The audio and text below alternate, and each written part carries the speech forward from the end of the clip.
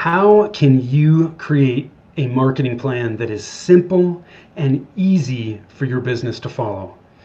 I have a 6-step process that I'm going to walk you through right now.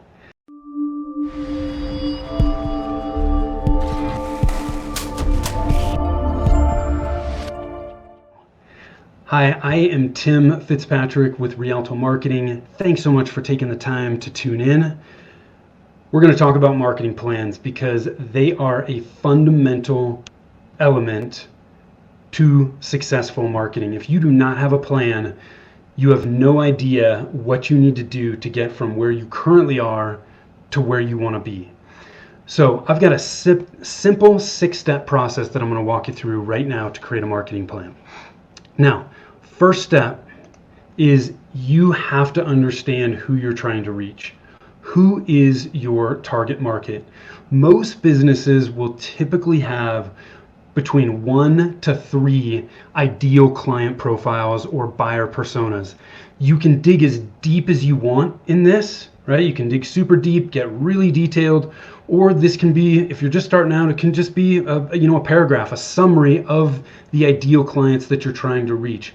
But you have to understand who your business wants to do business with, right? If you try to reach everyone, you reach no one.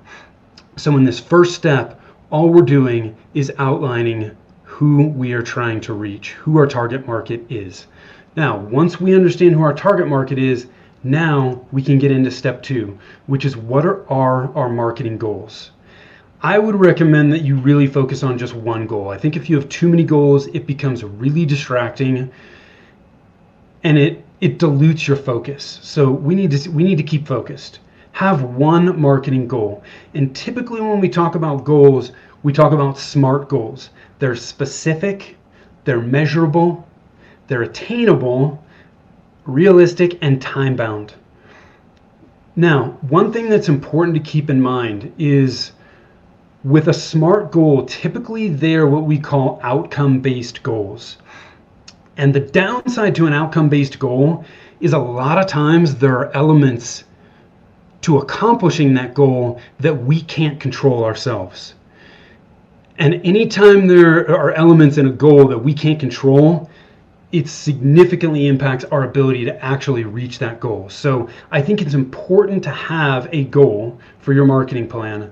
Just realize that an outcome-based goal you may not be able to attain. Something may happen beyond your control that impedes your ability to hit that goal. So don't focus too much on the goal, but it is important to have so that you have something to measure whether what you're doing is working. What I really like to focus on more are the actions that we can take that are going to help us get to that goal. Okay, so that is step 2. Step 3, you've got to understand your marketing budget and the resources that you have. Why? Well, if it's just you and you have no money to invest, that's going to limit how much you can actually take on in your marketing plan. But if it's you and 2 other staff people, or you're going to hire an outsourced marketing company to do the work, you can get a lot more done. Okay? It is what it is. Whatever resources you have and whatever budget you have, it's totally okay. But you have to understand what that is first, so that you can then determine how much time, how much resources you have to accomplish what you want to accomplish. If it's just you, you're not going to be able to do 5 different things at once. But if it's you and multiple people and you can outsource some things, then maybe you can do 5 things at once. Okay? So that's why it's really important to understand your marketing budget and the resources that you have. In step 4, we need to look at our current marketing plan. Now, I realize you may not even have a current marketing plan, and that is okay. What you're going to do, what we look at are these fundamental channels. 1, do you have a marketing strategy? To me, your marketing strategy is your target market, your messaging, which is going to create clarity and engagement to the people that you're trying to reach, and then your plan itself. So if you don't have anything in here, that's okay. Just put not applicable. Then you've got your website, content marketing, SEO or search engine optimization, your social media, email marketing, pay-per-click advertising or online advertising, and then offline advertising. When we talk about offline advertising, I'm talking about networking events. You may be doing speaking, live speaking. You may be have strategic partners. You may be doing direct mail. Those types of things are typically what I would consider offline marketing. All you're going to do in this step is just enter the information for what you're doing in each of these channels right now.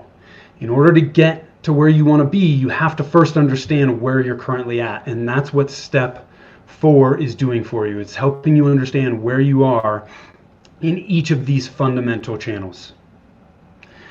Now, in step 5, we're creating our marketing plan for the next 90 days. I personally think that marketing and your business is changing so fast that to have a 6-month or a 1-year marketing plan, I think it's a waste of time. I like to do 90-day sprints. Create a marketing plan for 90 days, do the work, and then when you're done, look at your goals, look at the metrics that you tracked, what worked, what didn't, and then wash, rinse, and repeat. So that's why we're going to focus on just a 90-day plan. It's much easier to understand, and I think it's much easier to implement. It's not nearly as confusing, but for your 90-day marketing plan, you're going to do the exact same thing that we did in step 4. So you're going to look at what are you going to do in each of these channels for the next 90 days. And in a lot of cases, you may not be doing anything in some of these channels. Again, it all depends on the budget and the resources you have. If you only have the resources to focus on your email marketing and some social media for the next 90 days, that's okay. But you've got it down on paper and you know exactly what you need to do for the next 90 days. And what you're going to put in each of these sections is just what actions are you going to take? Are you going to set up a Facebook page and post on Facebook 3 times a week, or do a live video on Facebook once a week? Whatever it is you're going to do, that's what you're going to outline here so that you know exactly what you need to focus on for the next 90 days. What this does for you is it gives you focus and it helps you not get distracted by shiny objects.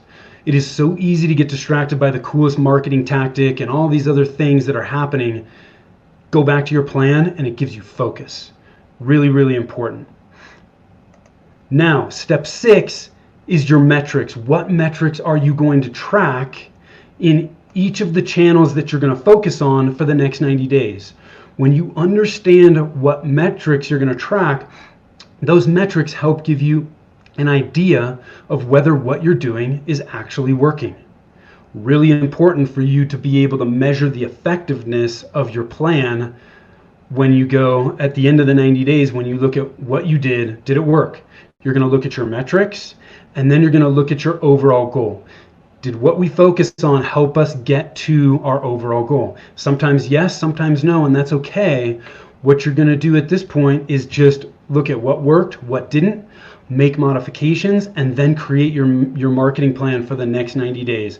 And all you're going to do is just repeat this every 90 days. I guarantee it will help you get to where you want to be and help your business grow. So I hope you found that helpful. A marketing plan, like I said, is fundamental to the success of your marketing. So don't skip it. If you have questions, you need help, please don't hesitate to reach out. Happy to talk to you about it. Again, I am Tim Fitzpatrick with Rialto Marketing. Just remember, marketing your business shouldn't be a challenge. All you need is a plan. Thanks for tuning in. Take care.